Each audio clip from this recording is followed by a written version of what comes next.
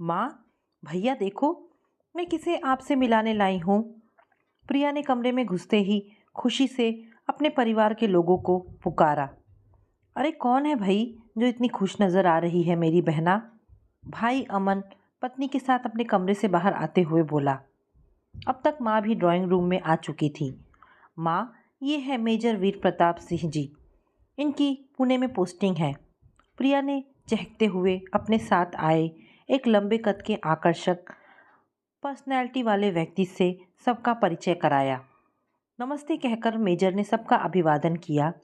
चाय नाश्ते के दौरान मेजर ने बताया कि वे हरियाणा के करनाल के रहने वाले हैं और अपने माता पिता के इकलौते बेटे हैं।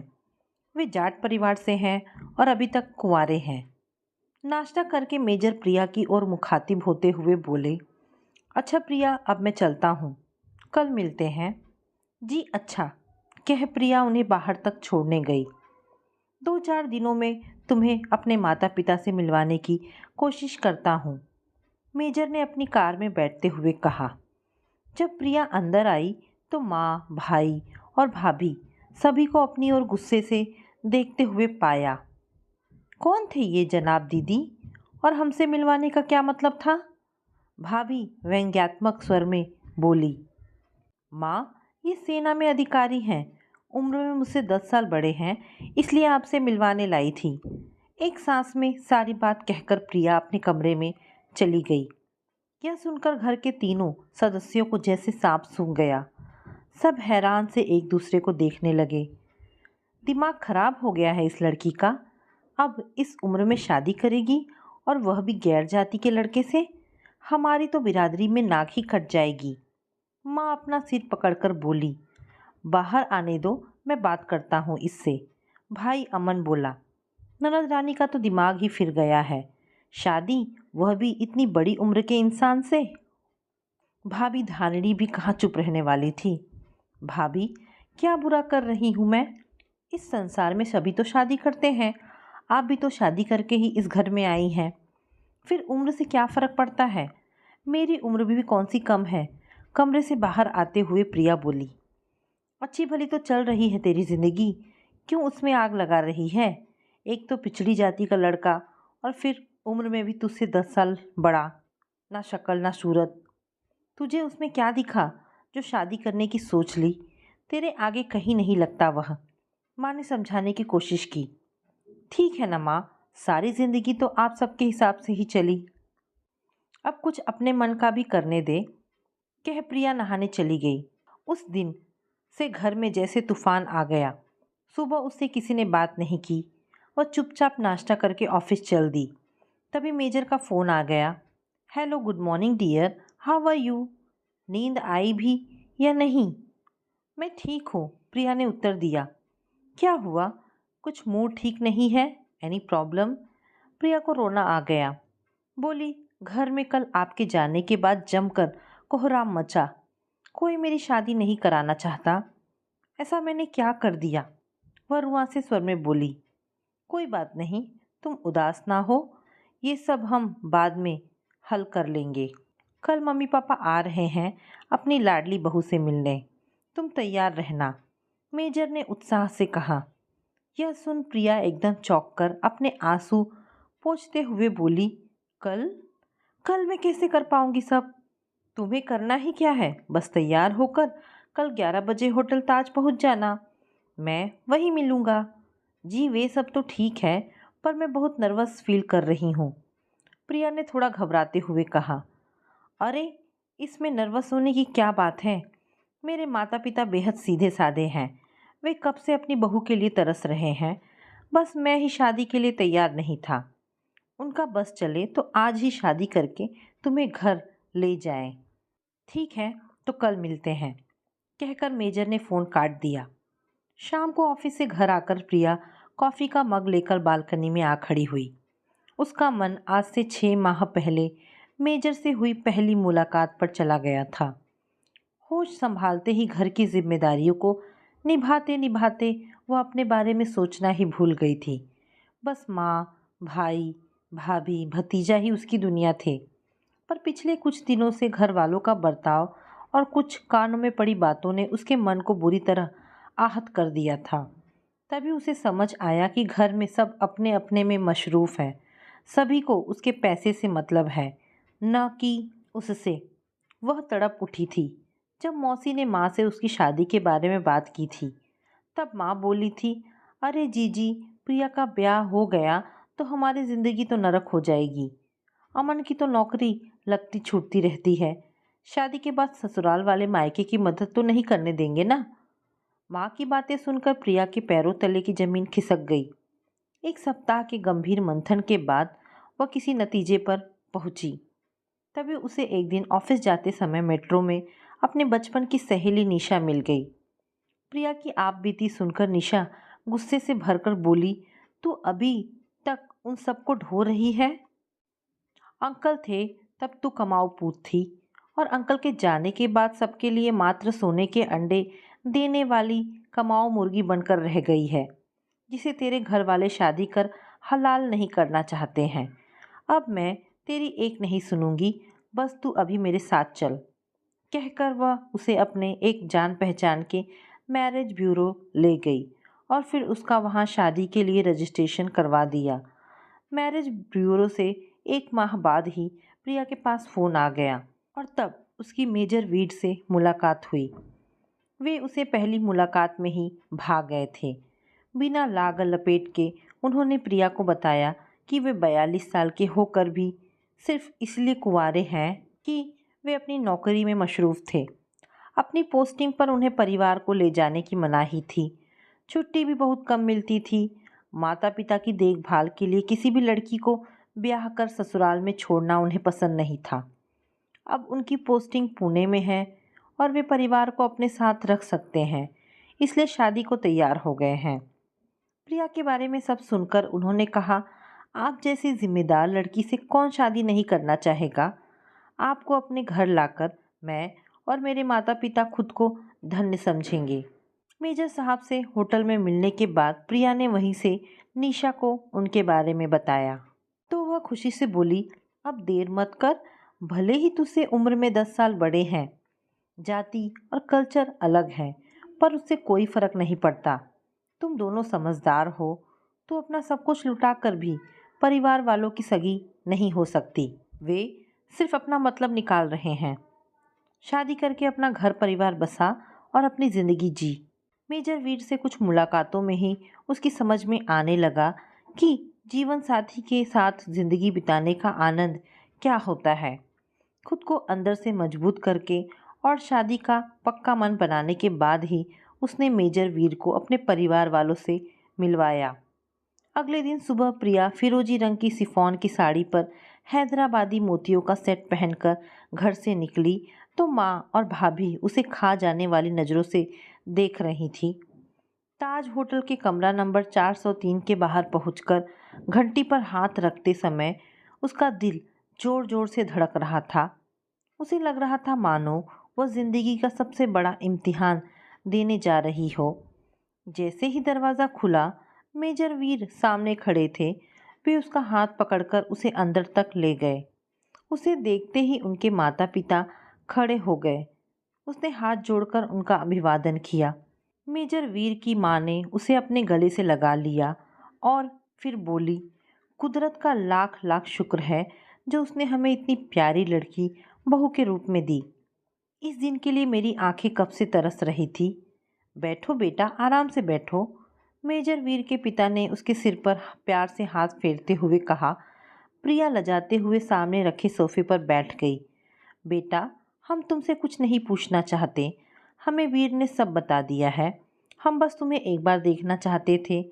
अब बस हम तुम्हारे परिवार वालों से मिलकर शादी की डेट तय करना चाहते हैं। शाम को हम तुम्हारे घर आ रहे हैं। मेजर वीर के पिता ने कहा।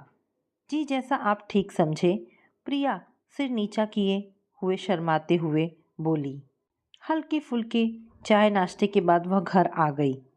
फ्रेश होकर चाय पीते पीते वह गंभीर स्वर में बोली, माँ, भैया, मेजर साहब के माता पिता आज शाम को आकर आप दोनों से मिलकर हमारी शादी की तारीख तय करना चाहते हैं।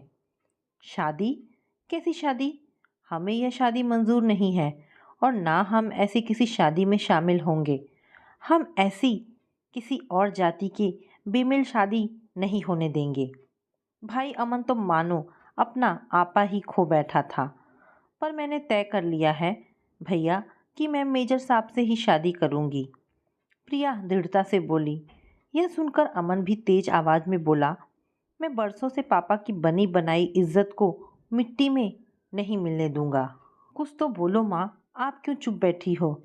प्रिया ने शांति से तमाशा देख रही माँ की ओर देखकर कहा। माँ पहले से ही कूढ़ी बैठी थी, अतः गुस्से से बोली, अरे मैं क्या बोलूँ जब तुझे कुछ समझ ही नहीं आ रहा। क्या समझ नहीं आ रहा माँ? शादी ही तो कर रही हूँ, कोई गलत काम तो नहीं कर रही। प्रिया ने लगभग रुआसे से स्वर में कहा। ननद रानी, आप तो बूढ़ी घोड़ी लाल लगाम वाली बात कर रही हैं। शादी वह भी इस उम्र में? भाभी ने भी अपनी औकात दिखा ही दी। क्यों भाभी? कल तक जब आपके लिए महंगे सूट, साड़ियाँ और गहने लाती थी तो बड़ी प्यारी ननद और बहन कहते कहते नहीं थकती थी आप। और आज मैं बूढ़ी घोड़ी हो गई। असल में आप तीनों ही मेरी शादी करना नहीं चाहते, क्योंकि मैं आपके लिए महज एक कमाऊ मुर्गी हूँ। मेरी कमाई से ही तो आप सब अपने शौक पूरे कर रहे हैं। आप सब अपनी दुनिया में मस्त हैं। कभी किसी ने मेरे बारे में सोचा है? देख बेटा, अब तू अपनी सीमाएं लांघ रही है। उस मेजर ने लगता है तेरा दिमाग खराब कर दिया है। माँ गुस्से से बोली। नहीं माँ, मेरा दिमाग तो अब तक खराब था, आज ही ठिकाने आया है। याद है पिछले महीने जब मौसी ने मेरी शादी की बात आपसे की थी तो आप ही कह रही थी कि प्रिया की शादी कर दी तो हम कैसे रहेंगे, उसी से तो घर चलता है। बताइए, इसलिए तो आपने कभी मेरी शादी के बारे में नहीं सोचा। छोटी बस कर, बहुत बोल ली तू। इस उम्र में ये शादी वादी के सपने देखना छोड़ दे। चैन से नौकरी कर और सबके साथ रह जैसे अब तक रहती आई है। अमन ने थोड़ा नरम होते हुए कहा। भैया, आपको याद है आप और भाभी हमेशा हर नई फिल्म का पहला शो देखते हो। पिछली बार जब आप कोई फिल्म देखकर आए थे और भाभी से मेरी शादी की बात कर रहे थे, तब भाभी ने कहा था कि दीदी की शादी हो गई तो हमारा खर्चा नहीं चलेगा, इसीलिए जैसा चल रहा है चलने दो। और आपने कहा था, यह तो है, मेरी तनख्वाह से तो हमारा घर का गुजारा नहीं हो सकता, फिल्म देखना तो दूर की बात है। भैया, आप अपनी दुनिया में इतने व्यस्त हो गए कि मुझसे 5 साल बड़े होकर भी आपने कभी मेरे बारे में नहीं सोचा। प्रिया ने गुस्से में कहा तो भैया और भाभी निरुत्तर होकर एक दूसरे का मुंह देखने लगे। देख बेटा, अब इस उम्र में शादी के सपने देखना छोड़ दे। एक तो गैर जाति का लड़का, ऊपर से उम्र में 10 साल बड़ा। ये लोग बड़े चालाक होते हैं। लड़कियों की कोई इज्जत नहीं होती इनके यहाँ। मुझे तो लगा वे बस तेरे पैसे के लालच में शादी करने की बात कर रहे हैं। तू पछताएगी। माँ ने अपना आखिरी दांव चला। नहीं माँ जी, आप गलत सोच रही हैं। मेरे परिवार को पैसों का कोई लालच नहीं है। हमारा परिवार तो प्रिया जैसी लड़की को अपने परिवार की बहू बनाकर अपने को धन्य समझेगा। मैं उसे जीवन की वह हर खुशी दूंगा जिस पर एक लड़की और एक पत्नी का अधिकार होता है। शादी के बाद भी यह आप लोगों पर खर्च करना चाहे तो मुझे कोई आपत्ति नहीं होगी। मेजर वीर की आवाज़ सुनकर प्रिया चौंक गई, जो दरवाजे की ओट में खड़े ना जाने कब से घर के सदस्यों की बातें सुन रहे थे। आप यहाँ कब आए? प्रिया ने अचकचाते हुए पूछा। प्रिया, तुम जल्दबाजी में अपना मोबाइल होटल में ही भूल आई थी। मैं इसे देने यहाँ चला आया। अब मुझे लगता है कि मेरे मम्मी पापा को शादी तय करने के लिए यहाँ आने की ज़रूरत नहीं है। और मैं आप सबसे भी यह कहना चाहता हूँ कि आज से, बल्कि अभी से, इसके जीवन का हर सुख दुख मेरा है। मैंने आप सब लोगों की सारी बातें सुन ली है और अब मैं इसे यहाँ आप लोगों के बीच एक पल भी नहीं रहने दूँगा। प्रिया, चलो मेरे साथ, हम दोनों शादी कर रहे हैं। आप लोगों को यदि उचित लगे तो आशीर्वाद देने आ जाइएगा। शादी 1 माह बाद अदालत में होगी। उतने दिन प्रिया मेरे घर में मेहमान की तरह रहेगी। प्रिया के घर वालों को अपना फैसला सुनाकर मेजर वीर प्रिया का हाथ पकड़कर उसे बाहर अपनी गाड़ी तक ले गए। प्रिया तब तक अपना सामान पैक कर चुकी थी। परिवार के तीनों सदस्य धूल उड़ती गाड़ी को चुपचाप जाते देखते रह गए। प्रिया ने मेजर वीर के कंधे पर सिर टिकाकर अपनी आंखें मूंद ली, मानो जीवन में आने वाले नए उजाले के सपने देखने की कोशिश कर रही हो। तो दोस्तों, ये कहानी यहाँ पर समाप्त होती है। आशा करती हूँ आपको ये कहानी ज़रूर पसंद आई होगी। अगर कहानी पसंद आई है तो प्लीज़ इसे लाइक एंड शेयर करें और हाँ, कमेंट करके अवश्य बताएं। धन्यवाद दोस्तों।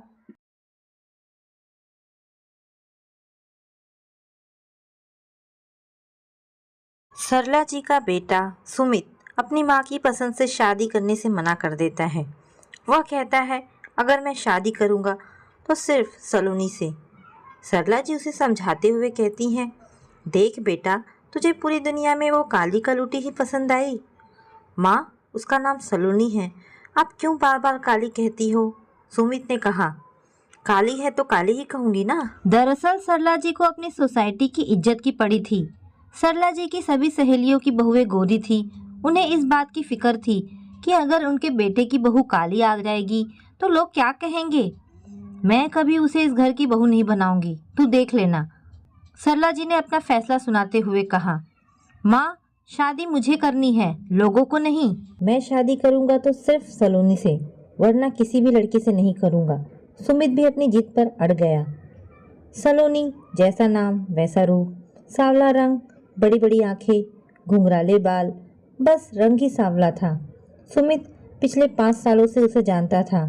हुआ यूं कि जब वह पहली बार क्लास में आई तो लोगों ने उसके सांवलेपन का मजाक उड़ाया, लेकिन जब सुमित ने उसका उतरा चेहरा देखा तो फिर उसने सबको चुप कराया। किसी के रंग रूप का मजाक नहीं उड़ाते। तब से उसकी नज़र में सुमित हीरो बन गया था। उसके बाद दोनों की बातें होने लगी। उससे बात करना सुमित को अच्छा लगता था। धीरे धीरे दोनों की दोस्ती हो गई। सुमित के दोस्त उसे चिढ़ाते थे, तुम्हें पूरे कॉलेज में यही लड़की मिली थी, पर उनकी बात का सुमित पर कोई असर नहीं पड़ता था, क्योंकि दोस्ती तो मन से होती है, चेहरे से नहीं।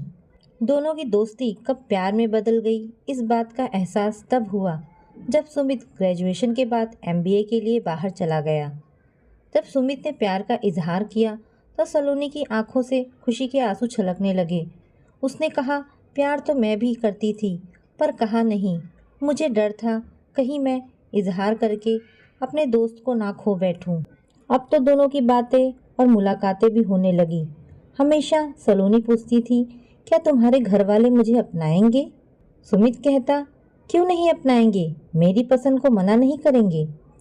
सरला जी बेटे सुमित की पसंद को अपनाने के लिए तैयार हो गई और बोली, अगर तुम्हारा यही फैसला है तो ठीक है, हमें ये शादी मंजूर है, सिर्फ तुम्हारी खुशी के लिए।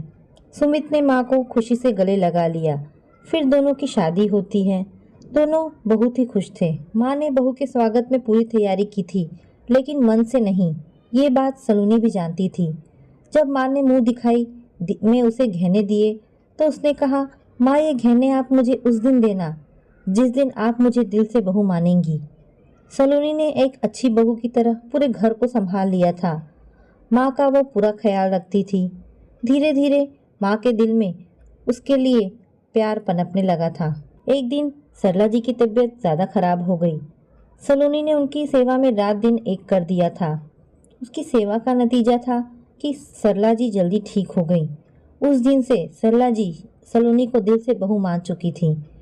एक दिन सरला जी की कुछ सहेलियां मिलने आती हैं। सरला, ज़रा बुला अपने बहू को, जरा देखूं तो कैसी पसंद है तुम्हारे बेटे की। सलोनी को देखकर, क्या सरला, तेरे बेटे की यही पसंद है? तू तो बड़ा कहती थी कि गोरी चांद सी बहू लाऊंगी, पर यह कहकर आपस में हंसने लगी। क्या कमी है हमारी बहू में? माना कि मेरी बहू सावली है, पर मन से नहीं। मैं भी पहले तुम्हारी तरह चेहरे की खूबसूरती पर भागती थी, पर सलोनी से मिलने के बाद मेरी सोच बदल गई। तुम विभा, तेरी तो इकलौती बहू खुशबू थी, गोरी सुंदर, शादी के 1 महीने बाद ही तेरे बेटे को लेकर अलग हो गई। संगीता, सुना है तेरी बहू तुझसे घर के सारे काम कराती है। सरला की बातें सुनकर सारी सहेलियों का सिर शर्म से झुक गया। हमें माफ़ कर दो, हमने तुम्हारी बहू का मजाक उड़ाया। गलती तुम लोगों की नहीं है, इस समाज की है, जहाँ मानसिकता बनी हुई है कि बहू चाहिए गोरी और सुंदर।